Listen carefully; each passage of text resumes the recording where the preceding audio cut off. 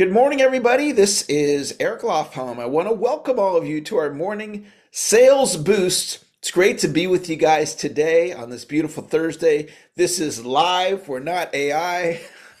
Coming to you live on August 6th at 7:45 a.m. Pacific. It's like a new thing, like stuff being actually human beings doing stuff. So I love that we all get a chance to come and gather here and hear some words of encouragement. And yesterday we had Brian led our call, and Brian, I want to thank you for leading yesterday's call. And it does a couple things. It gives me a day off. It gives all of you an opportunity to hear from another voice. And subconsciously and now consciously, I'm going to get you present to another thing that I'm teaching you by doing that, which is delegation. And some of you in your life, you're like, I got to do it myself, when you don't, right? The call happened yesterday just fine. And I didn't need to be on there. And there's times in my life when I'm like, I got to do it myself, when I don't. And so there's even more deeper lessons for me around delegation and not doing everything myself. And is there anybody here that resonates with that there's room for you to do more delegation, more release, letting go? Just type yes in the chat if you're like, yeah, Eric, you know what? There is an opportunity for me to grow in that area. And one of the kind of newer things, at least it's newer to me, is the AI agents, right? It's one thing to have employees doing stuff for you or contractors.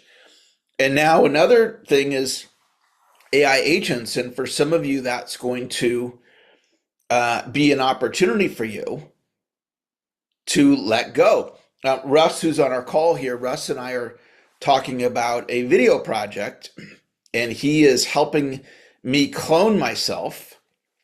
And we're talking about putting together a new YouTube channel, teaching some of my frameworks using a clone and disclosing that up front, not like pretending it's me on there, but hey, this is Eric's clone. And he wanted me to teach you his frameworks. If you're interested, here's the video on Sales Mountain as an example. And so that's an example of delegation, in this case, delegating to an agent. Yesterday, we had our networking event. If you happen to be in the networking event yesterday, just type yes in the chat. About 70 or so attendees. We do it once a month. If you're looking to build deeper roots with our community, I invite you to join next month. It's a great event. And it's just kind of cool now. Just like every month, 70 or so people show up. That'll probably grow. And that event it's not at all about me. It's all about connecting you with other people and you being able to build relationships. So it's just to make a little note to yourself. It's the first Wednesday of every month. So I've got a couple of ideas I want to share with you today, as always. And the first one is a podcast that I was on yesterday. And I think the podcast host is 11 years old. He's about that age. Maybe he's 10, maybe he's 12. He's about 11. And first time I'd ever been interviewed by an 11-year-old.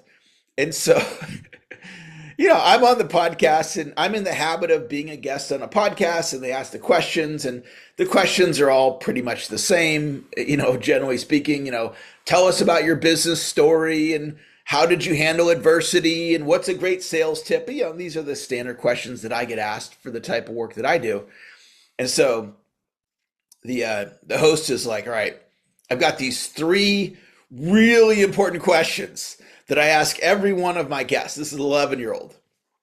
And so I'm like waiting for this like profound question. He goes, what is your favorite color? I'm just like, this is such an 11-year-old question. And so I answered it. And then he goes, okay, the next question. This is a big one. When you have cereal, do you put the milk in first or the cereal first? And I said, when do you think's the last time I had cereal? And he said, probably many years ago. I said, actually, it was 2 nights ago. And I said, the cereal that I had, I put in the Raisin Bran first, and then I put in the corn flakes, and then I put in the milk. And so he just thought that was the I don't know, just different that I had two cereals in the same bowl. And so we bonded over that. And then I hypnotized him and told him that he would always remember our interview because I was the guest that had two types of cereal in the same bowl. And the final question is, what is your favorite food? And so that was fun, And one of the things that's interesting, this 11-year-old, he's putting in repetition. And repetition is something, and I'm a big believer in, like I'm putting in a rep on this call right now, as you are, right? I'm delivering one more morning sales boost, and you're on the receiving end of one more morning sales boost. And so every rep, I get a little bit better, just a little bit. It's like a micro improvement, but you get a little bit better too. This is true of your prospecting. This is true of your sales presentations. This is true of your YouTube videos. When Russ and I start doing these clone videos, the first one will be whatever it is, and then the next one, and then the 100th one, we're going to learn a lot, as we're doing this particular project. And so this 11-year-old, every interview, he's getting a rep in. So for example, my internet went out during the podcast. And so they're doing some road work out I'm pointing to the right here because that's where they're doing the road work on my street. And it's making the internet go wonky. So this 11-year-old, I'm gone because my internet kicked out. And then I came back on. He didn't miss a beat. It's like, how is he able to be so calm? Because of the reps he's put in. He's put in the reps where he was able to successfully navigate internet losing his guests, and it was no problem. If you end up, I don't have the recording yet because it hasn't been published, but if you watch it, it's like 15 minutes. Watch his response to me leaving because my internet went out. But what the key idea here, what allowed him to do was the reps. He's also learning leadership. And he's also building a network because he's interviewing people like me. So he has a Rolodex better than a lot of adults. So you could do the same thing. You can build your Rolodex. You can put reps in. You could do a podcast. You could be a guest on podcasts. Thank you guys for the emojis. There's lots of possibility for you. The fact that he's doing it 11 is impressive, but also he's a human being just like we all are. It doesn't really even matter about the age. You could be 80, you could be 11, or anywhere in between. The principles are the principles. And right now, the solution is always to get better. If you don't have enough leads, then you go, I don't have enough leads. Then build your lead gen muscles. If you don't have enough appointments, build your appointment setting and appointment running muscles. If your sales presentation isn't that good, then the solution is to get better. Don't declare, I don't have a good sales presentation. Get better.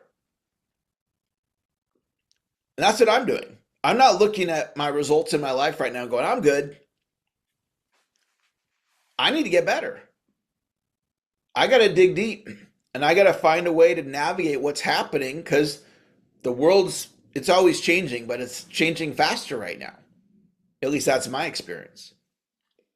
So I got one more idea I want to share with you, and I might share this idea multiple times between now and the end of the year.